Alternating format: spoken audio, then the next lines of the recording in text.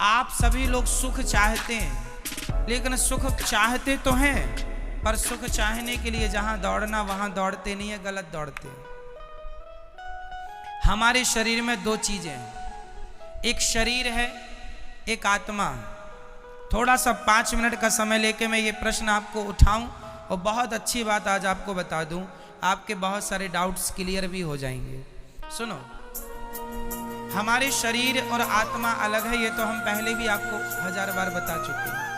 आगे सुनो इससे। क्या हम आंखों से देख सकते, आंखों से सुन सकते हैं? नहीं। क्या कानों से देख सकते हैं? नहीं। क्या हम नाक से खा सकते हैं? समझो, ईश्वर ने सब चीजें अलग अलग बनाई हैं। देखने के लिए आंखें हैं, सुनने के लिए कान। आंखों से सुन नहीं सकते, कानों से देख नहीं सकते, अलग है ना। उसी प्रकार शरीर का सुख है संसार। शरीर का सुख क्या है? संसार क्या है? शरीर का सुख। गाड़ी, बंगला, पत्नी, पुत्र, परिवार, ये कहां का सुख है? शरीर का। अब रही आत्मा की बात, तो आत्मा का सुख किससे है?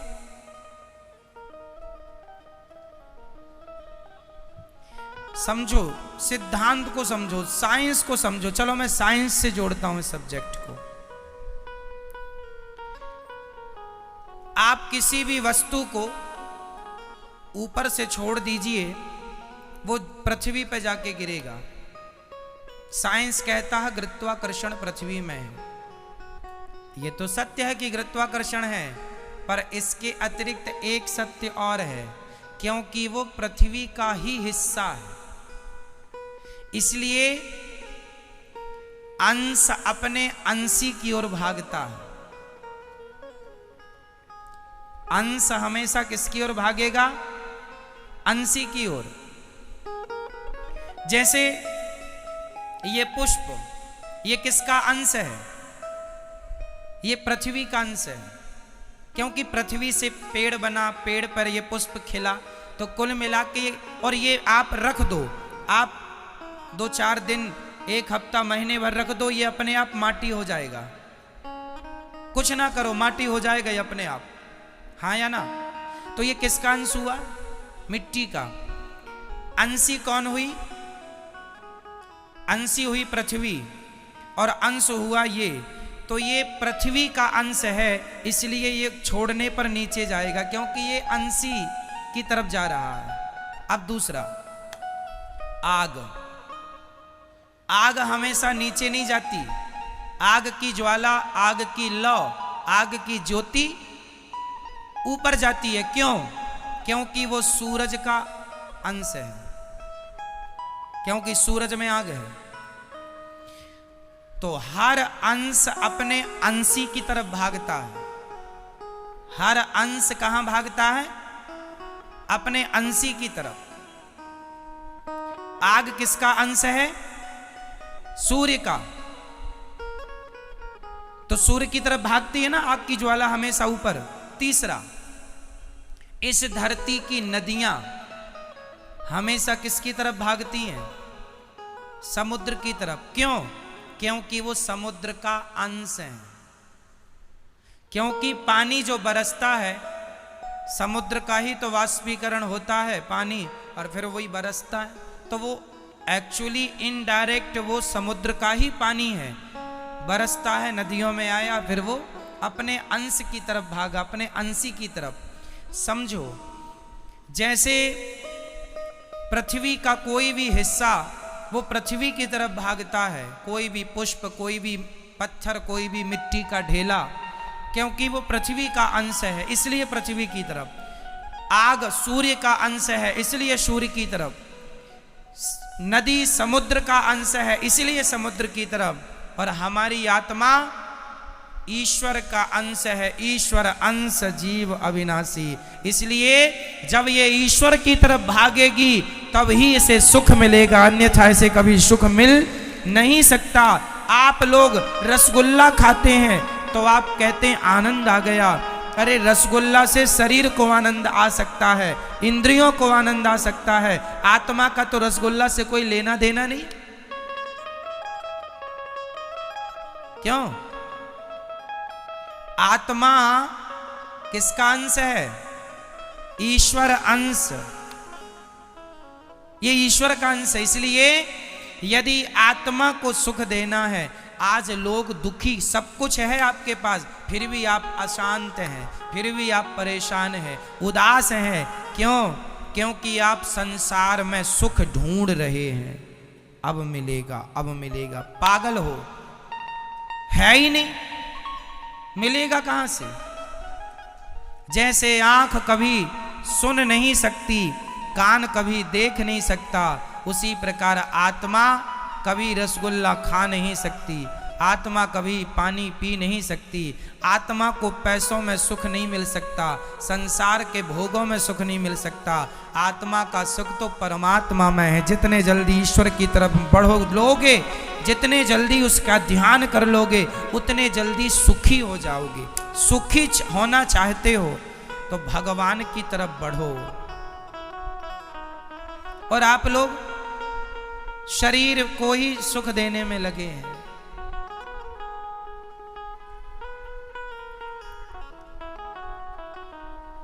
शरीर,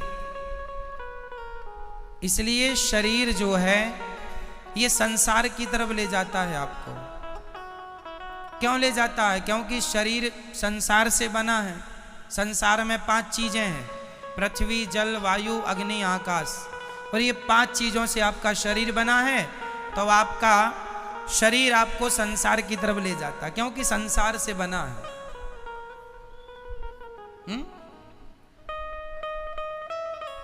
आपको आंख अच्छा अच्छा दिखाना चाहती है, इसको आप देख रहे हैं, आपको सुख मिल रहा है, पर यह सुख क्षणिक है। यह सुख क्या है? क्षणिक है, जरा सी देर का। खाने का सुख भी क्षणिक है, जरा सी देर का।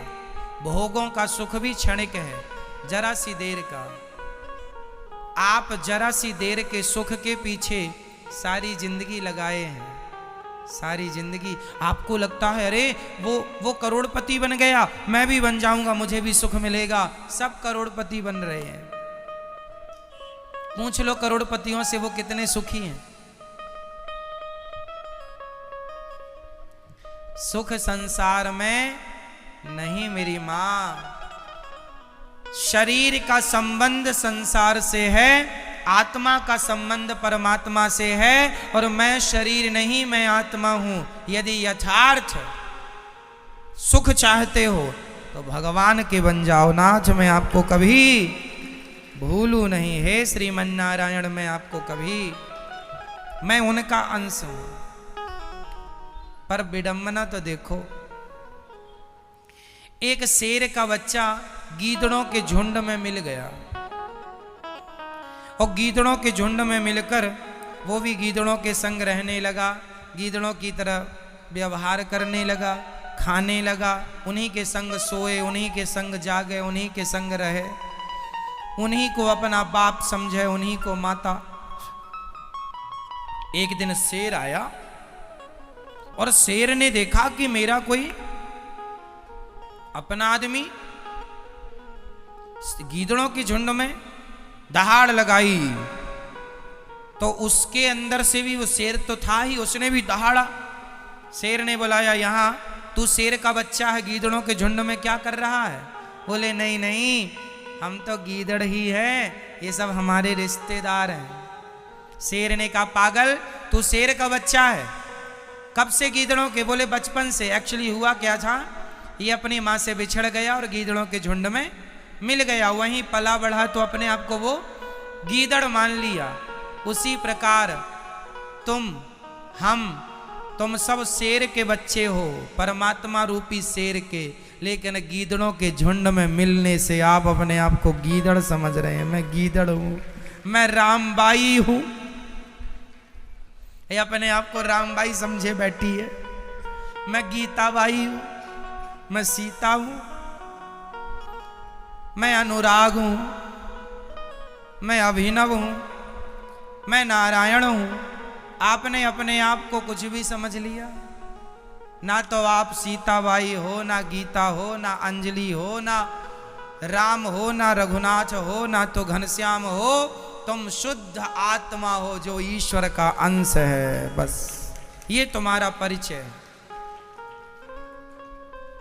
पर संसार में आए हो गीदड़ों के झुंड में होने से।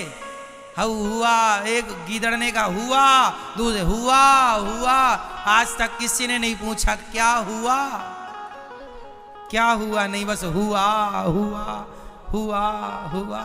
बाप दादे कह रहे थे हुआ, तो ये भी चिल्लाई पड़ा है हुआ हुआ हुआ। क्या हुआ कोई नहीं पूछ रहा है, सब हुआ हुआ हुआ। ये बड़ी विडंबना। इसलिए मेरी मां, ना तुम किसी की मां हो, ना तुम किसी के बाप हो, ना तुम किसी की चाची हो, ना चाचा हो, ना नाना हो, ना नानी हो। तुम सिर्फ आत्मा हो जो परमात्मा से मिलने के लिए व्याकुल हो। वो तड़प जाग जाए तो मिलना भी होए, पर विडंबना तो ये है तड़पता ही नहीं आदमी। पत्नी के लिए रो रहा है, परिवार के लिए रो रहा है, भगवान के लिए नहीं रोता। जाना सबको वही है मेरी माँ, अपना लोक परलोक ना बिगाड़ो। बस इतना ही कहेंगे हम।